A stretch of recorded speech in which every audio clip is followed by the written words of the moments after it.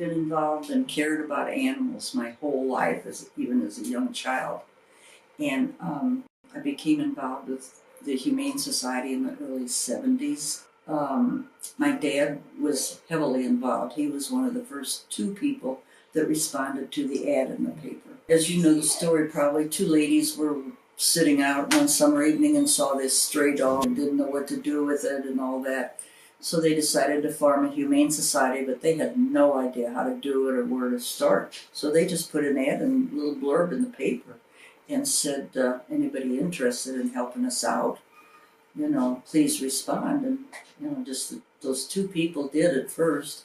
They fostered the animals. We had no shelter, nothing. He would bring animals home and we'd pick up stray dogs or whatever. And there was no place to put them. So Mrs. Uphoff had them at her house. My dad had them at our house and all that. And then they started raising money. We used to stand on street corners and hold out a sign, collecting for Humane Society at major intersections. And we'd collect money little by little. And then we needed land to build a shelter, first of all. And that was a major problem because nobody wanted barking dogs in their neighborhood or a shelter.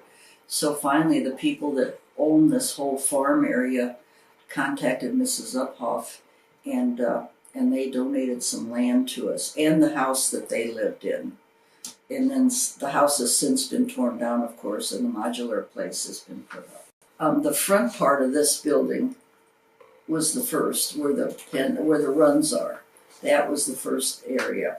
And the office was around where the bathroom is over there and where the washers and dryers are now. And it was, quite small. There was no room for paperwork or anything like that.